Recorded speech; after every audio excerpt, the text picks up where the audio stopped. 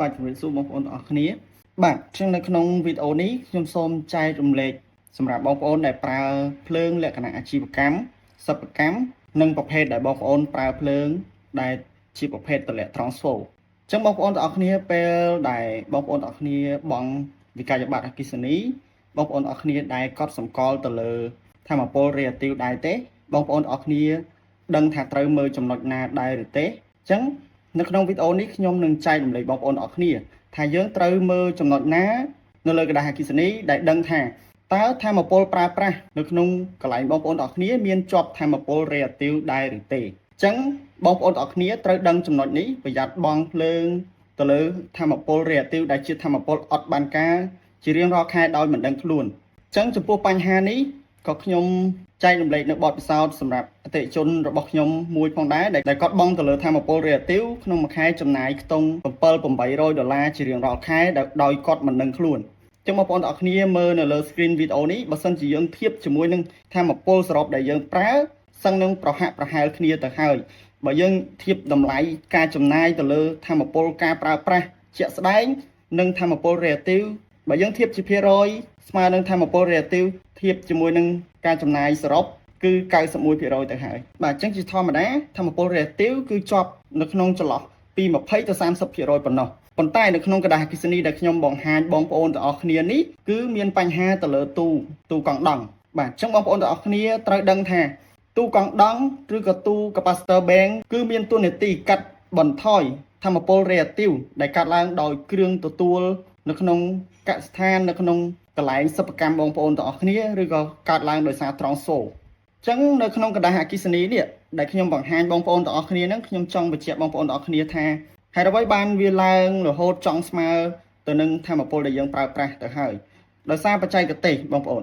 បច្ចេកទេសអ្នកដំឡើងទូកង់ដង់ហ្នឹងគាត់ដំឡើងមិនបានត្រឹមត្រូវអញ្ចឹងគាត់ដំឡើងខុសបច្ចេកទេសអញ្ចឹងធ្វើឲ្យទូហ្នឹងវាទៅជាស៊ីភ្លើងខុសធម្មតាបាទធ្វើឲ្យកើនធម្មពលរីអាទីវហ្នឹងចិត្តស្មើទៅនឹងធម្មពលដែលយើងប្រើប្រាស់អញ្ចឹងចំណុចនេះគឺសំខាន់ណាស់បងប្អូនទាំងអស់គ្នា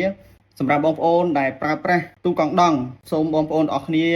មុននឹងបង់กระดาษអគ្គិសនីបងប្អូនទាំងអស់គ្នាសូមពិនិត្យមើលតាមខ្ញុំអញ្ចឹងនៅក្នុងវីដេអូនេះខ្ញុំនឹងបង្ហាញអ្នកទាំងអស់គ្នាថាយើងត្រូវមើលចំណុចណាដើម្បីឲ្យច្បាស់ថាតើกระดาษអគ្គិសនីយើងមានជាប់ធម្មពលរីអាទីវអត់កុំឲ្យមានការចំណាយដ៏អត់ប្រយោជន៍ទៅលើធម្មពលរីអាទីវព្រោះធម្មពលរីអាទីវគឺជាធម្មពលអត់បានការធម្មពលអត់មានបានប្រយោជន៍អីទេតោះឥឡូវខ្ញុំសូមបង្ហាញពីការពិនិត្យមើលនៅលើกระดาษអគ្គិសនីតើយើងមើលត្រង់ចំណុចណាបានដឹងថា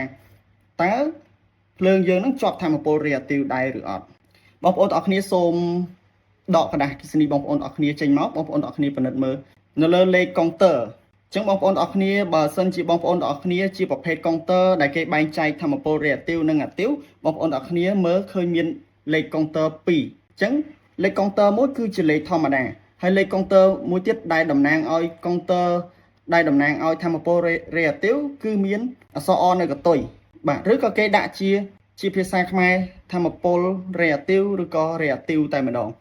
ញ្ចឹងបើសិនជាអ្នកនរគ្នាឃើញលេខកុងទ័រដែលមាន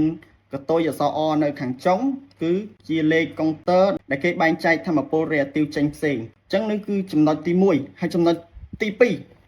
បាទចំណុចទី2បងប្អូនទាំងអស់គ្នាអាចមើលទៅលើតម្លៃឯកតាបាទអញ្ចឹងសូមបងប្អូនទាំងអស់គ្នាពិនិត្យទៅលើតម្លៃឯកតាដែលមានតម្លៃគិតជាលុយដុល្លារស្មើនឹង$0.025ឬក៏$0.0250អានឹងបើគេគិតជាលុយដុល្លារណាតែបើសិនជាគេដាក់គិតជាលុយខ្មែរគឺស្មើនឹង100រៀលក្នុង1គីឡូនេះគឺជាចំណុចទី2ដែលយើងពិនិត្យទៅលើតម្លៃឯកតាអញ្ចឹងបើសិនជាអ្នកនរគ្នាឃើញមេគុណគីឡូដែលគុណជាមួយនឹងតម្លៃឯកតាចំនួន100រៀលឬក៏ស្មើ$0.0250នេះអ្នកនរគ្នាត្រូវដឹងថានេះគឺជាគីឡូរីអាទីវណាបាទអញ្ចឹងអ្នកនរគ្នាអាចពិនិត្យមើលបាននៅពីរចំណុចនៅលើกระดาษអគ្គិសនីអ្នកនរគ្នាអាចសម្គាល់មើលបានហើយបើសិនជាប្រភេទគីឡូដែលអត់មានបែងចែកញែកធម្មពលអាទីវនិងរីអាទីវចេញពីគ្នាអ្នកទាំងអស់គ្នាមិនអាចពិនិត្យនៅលើกระดาษអគ្គិសនីបានទេ